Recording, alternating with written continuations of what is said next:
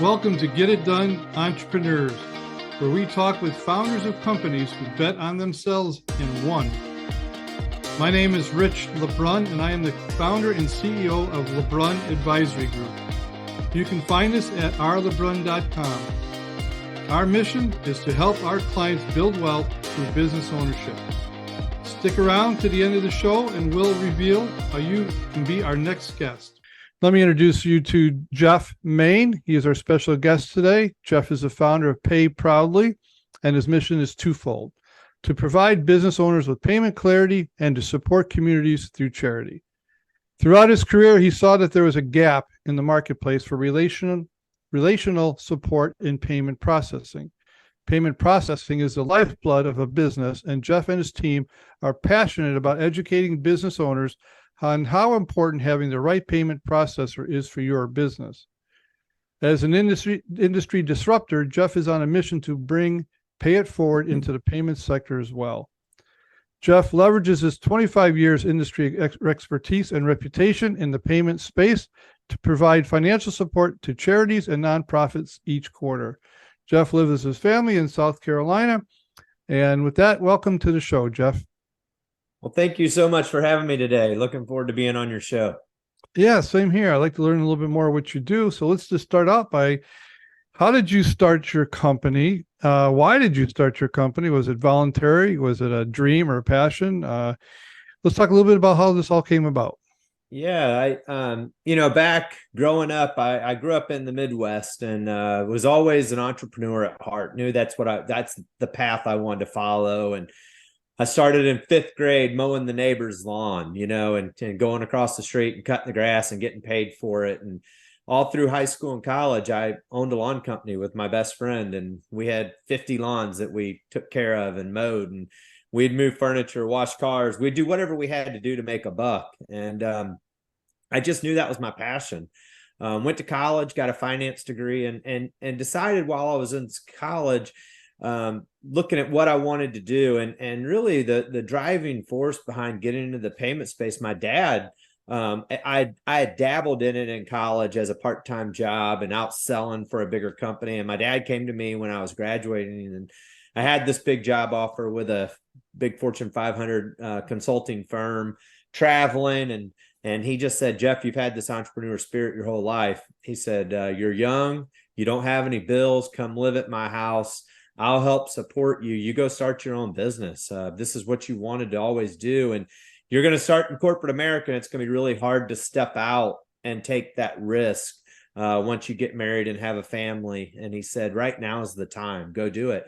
That was the summer of 1999. And so since then, I've been in I took his advice and started my first payments company. And in the last, 23 plus years, we've been building different payment companies in the electronic payment space, from credit card processing to ACH processing, but really circulated in this payments industry. And so you land in these spaces and then you run with it. And it's been a good space for us to be in. We've had a lot of fun in it. We've been successful. We've had failures. We've had the ups and downs of anybody in business. And but Pay Proudly, where Pay Proudly was really, it came from all these past years of experiences and growth. And my wife and I we wanted to start a company with the DNA of a give back in the company.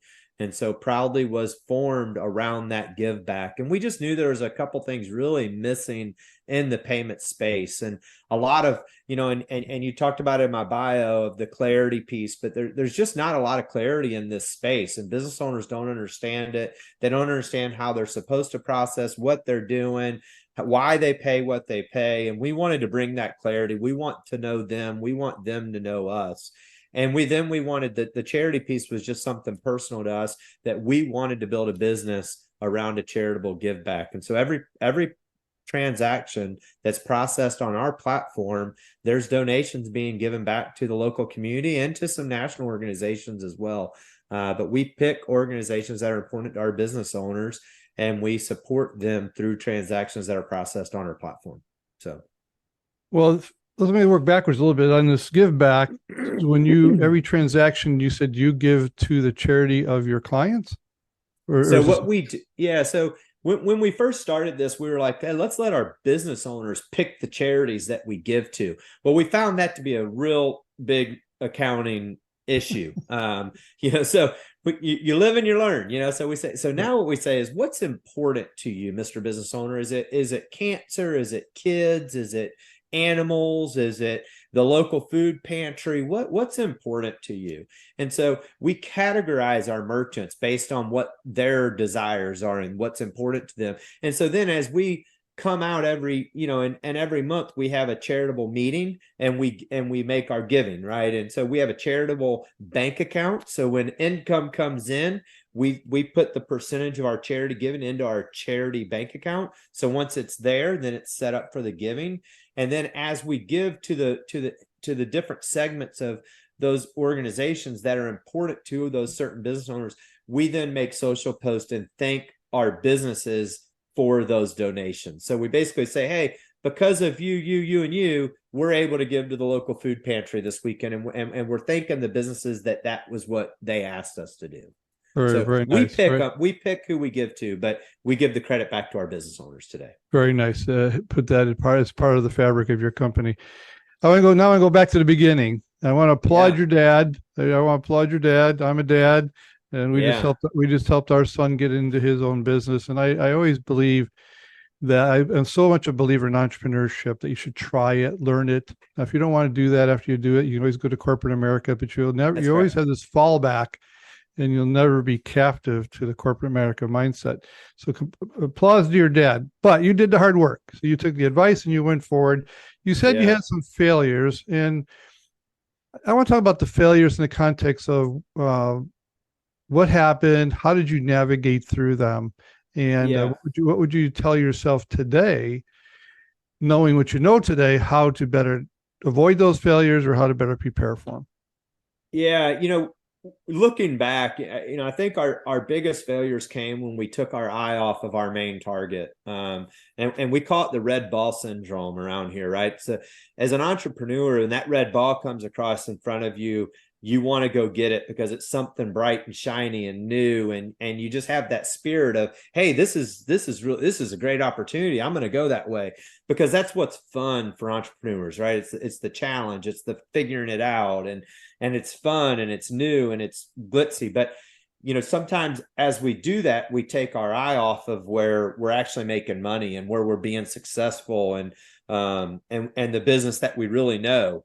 And so those failures, I think, have come when we've just lost sight of what we should be doing, and losing that focus that we should have. And so, I think, diversifying is super important, but it's also knowing what you know, and sticking in that industry, and sticking with that space, and really building upon that. So knowing what you know today, how would you coach yourself to keep an eye out for that red ball? I mean, the red ball sometimes could be a great opportunity. You don't want to miss it. And sometimes it could take you off the course. So how would you guide yourself?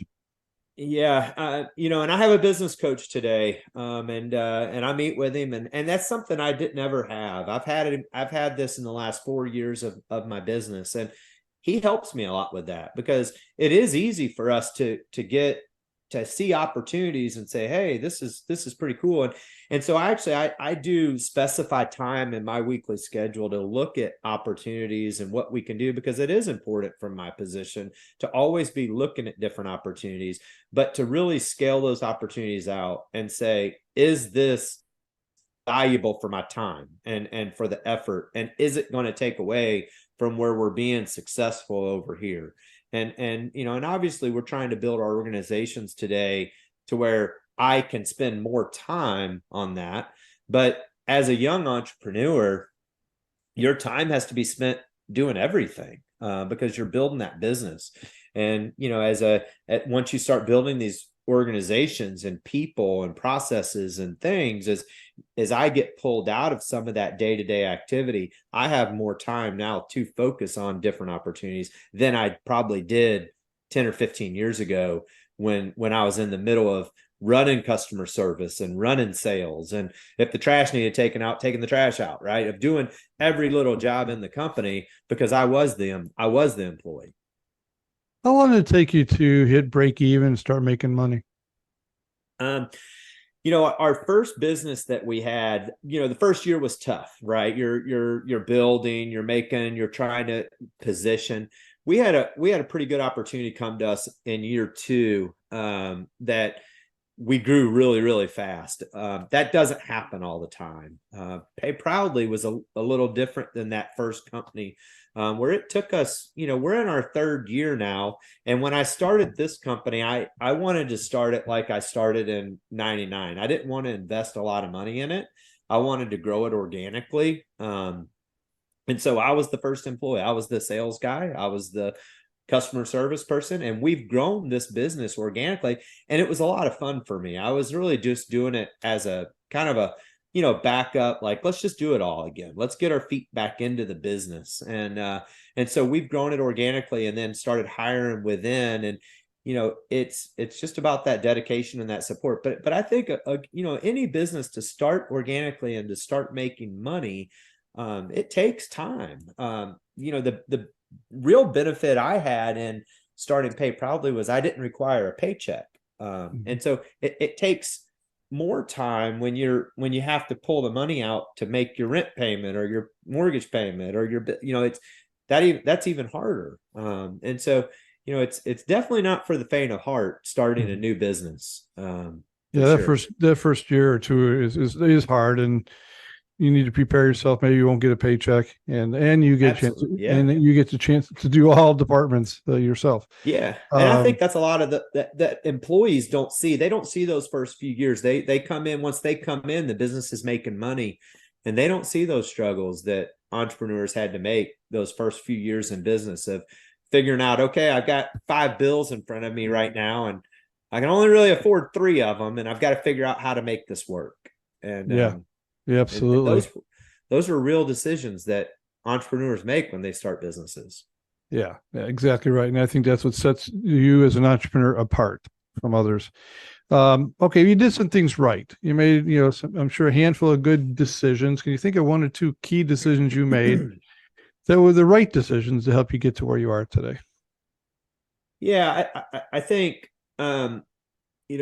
speaking just of the business that we have today, I think our biggest few wonderful decisions that we made coming out of the gate was having a clear vision, a clear mission, and a set of values that we wrote out for our business. It's not something that I did in our businesses years ago when I started, but through just maturity of owning businesses, we take back, even when we have new opportunities, do they fit our mission? Do they fit our written vision? And do they fit our values? And that's something we take very, very serious. And I think it's been a very benefit to even new employees that we hire, that they know where we're going. And we have a vision meeting once a quarter, where we sit down, and if we have to rewrite part of our vision, we rewrite it. But we keep a vision written at all times. And so everybody knows in the business where we're going and why and how we're going to get there and what we're trying to do. And I think that buys in your culture, and it's building that culture of your business, which has made a huge difference in our business. It sets a guidepost, doesn't it? Maybe if you drift, or as you said, you get in business and a lot of shiny object comes your way, or temptations come your way, or whatever, to have that written out and to have it refreshed in front of your team, your staff, just keeps you focused. So I applaud you for doing that. Jeff, let's take a commercial break. Talk to our listeners a little bit about your business. Share what you would like to share. Who is your customer? So if those who are listening might be able to utilize your services, but take a couple of minutes. This is your time to promote Pay Proudly.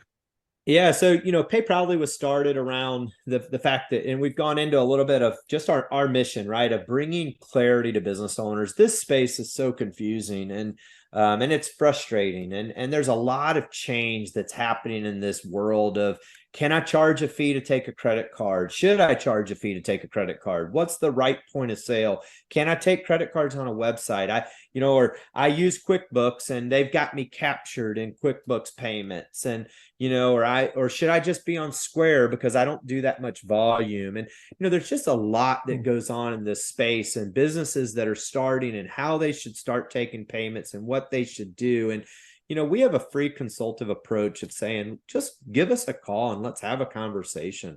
Let's talk about what you're doing and how you're doing it. And if it makes sense that we can help you, we would love to help you. We would love to get involved, and we would love to answer those questions for you. This is the space we live in. And, local banks provide this service, but local banks can't answer the questions that we can answer for you. They can answer questions about loans and bank accounts and interest rates and all of that.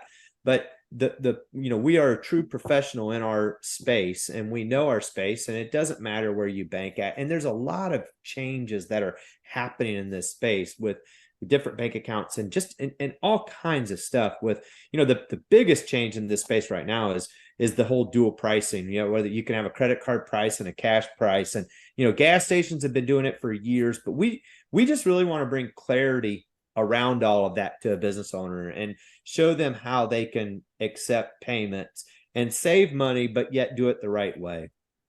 We do have verticals that we really concentrate on, but really anybody that takes payments is a potential customer for us. We've got a free proposal tool that we can take a statement, stick it through our proposal, turn a proposal back to you, and have a conversation with you. So, and obviously the second part of our mission, bringing clarity to our merchants, is super important to us.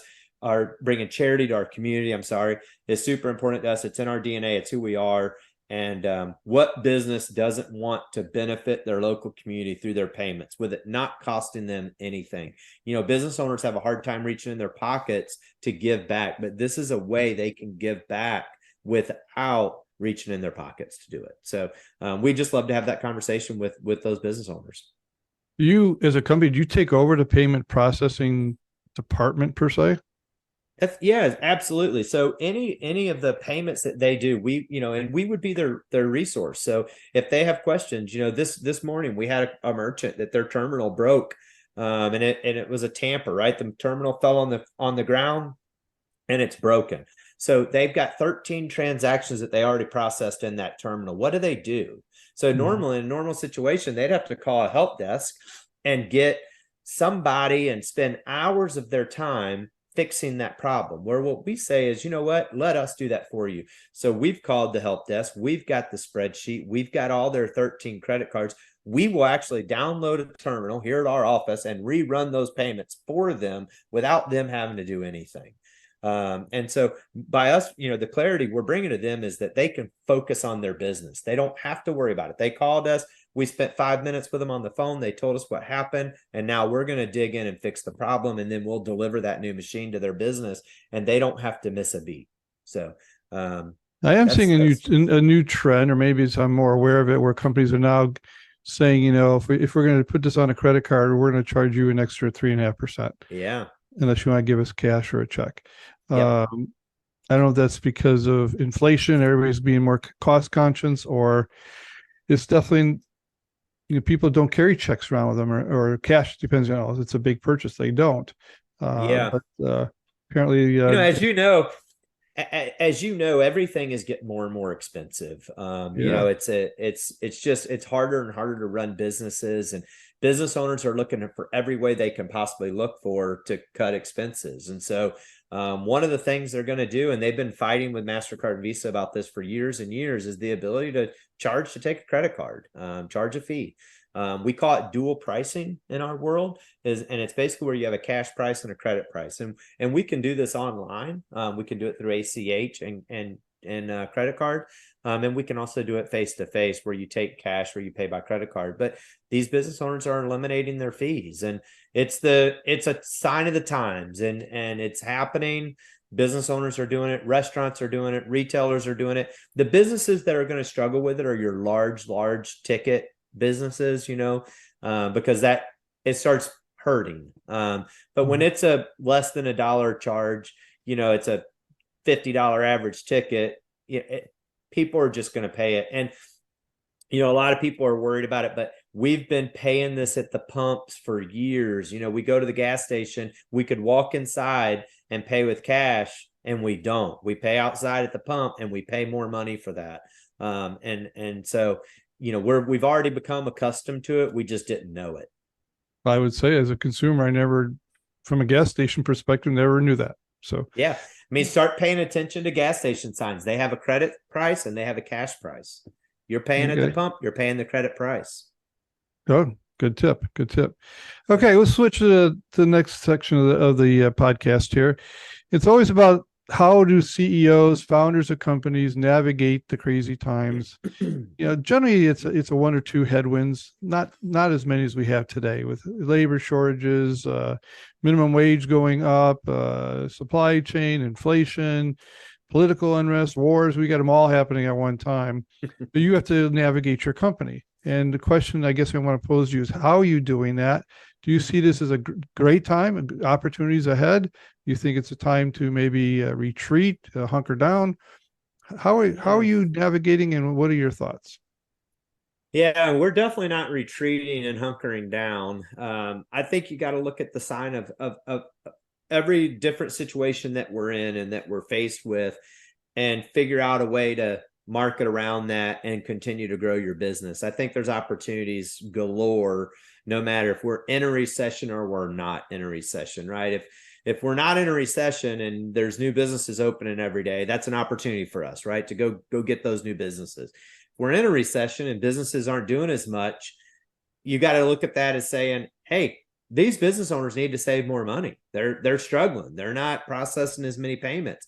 Let's go save them money. Let's get in the doors. There's still an opportunity to walk in that door and talk to business owners about what they're doing in their space. And same with these business owners. They can renegotiate. There's all kinds of opportunities, no matter what's going on. And I think you just have to stay in front of that and say, hey, we know times are maybe a little tougher. And that kind of goes back to that dual pricing conversation is, hey, we know expenses are up. Restaurants' expenses are through the roof, higher than they used to be, and they're all looking for ways to shave expenses. So those are opportunities.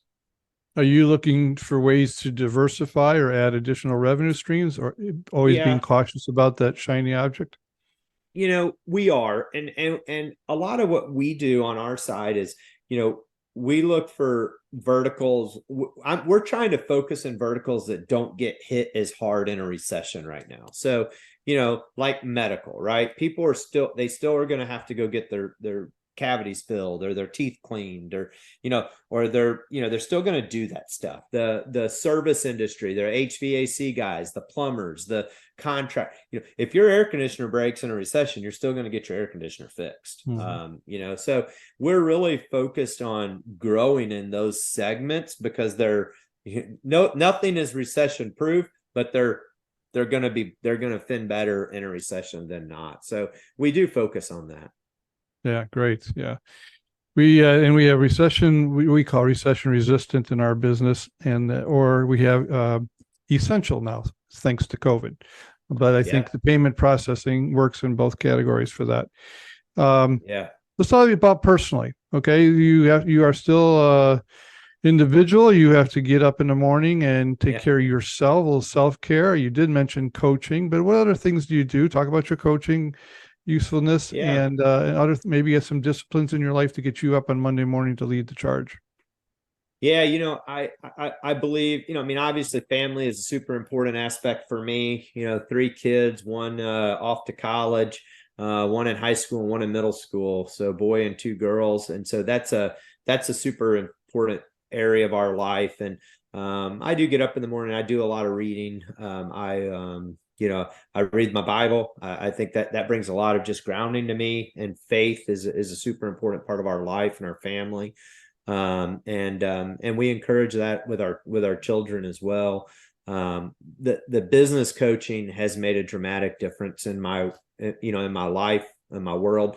Not only does he coach me in business, but he coaches me in life a lot of times as well. Those conversations, it's hard a lot of people want to say, don't bring work home, don't take home to work, but face it, it's who we are. It's what we do every day. And the two are going to absolutely overlap. If you have a bad day at work, you're going to take it home. And if you have a bad day at home, you're going to take it at work, and vice versa. Right.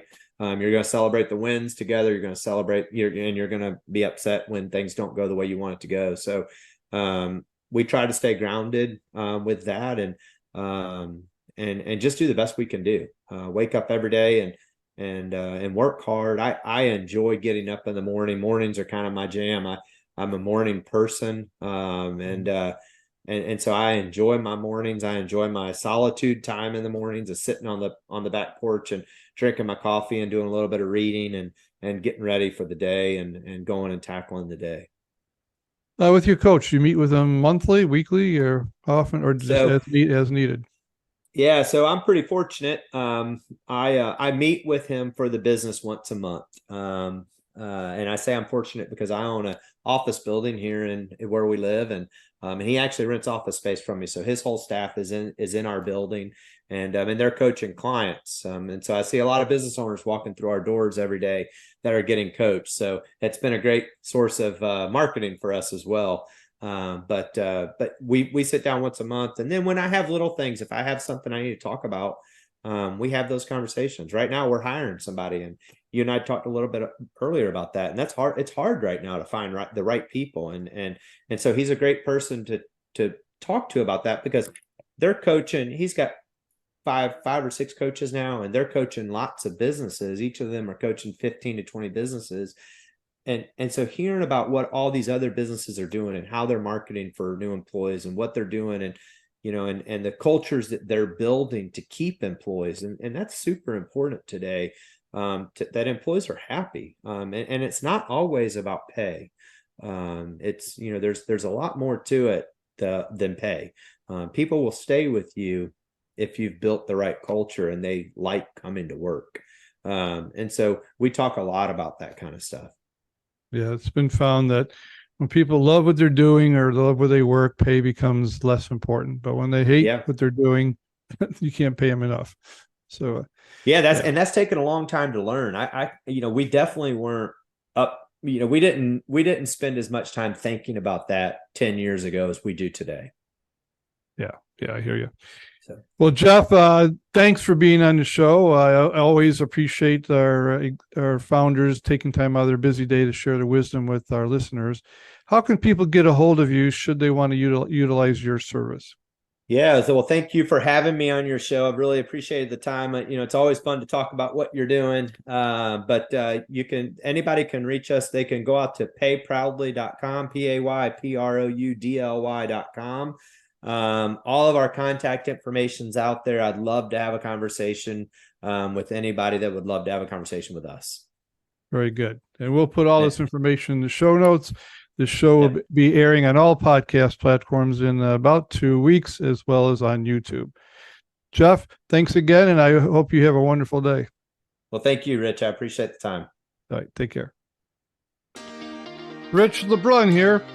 Thank you so much for listening to our podcast, Get It Done, Entrepreneurs. If you are a successful business owner who would like to be on this program, please visit us at rlebrun.com/podcast and fill out the form, and we will reach out to you. If you got something out of this interview, would you share this episode on social media? Just do a quick screenshot with your phone and text it to a friend or post it on the socials. If you know someone that would be a great guest, tag them on social media to let them know about the show and include the hashtag GetItDoneEntrepreneurs. I love seeing your posts and guest suggestions. We are regularly putting out new episodes and content. To make sure you don't miss any episodes, go ahead and subscribe. Your thumbs up, ratings, and reviews go a long way to help promote the show and mean a lot to me and my team. Want to know more? Go to our website, rlebrun.com, or follow me on LinkedIn, Facebook, and Instagram. Thanks for listening. We will see you next time.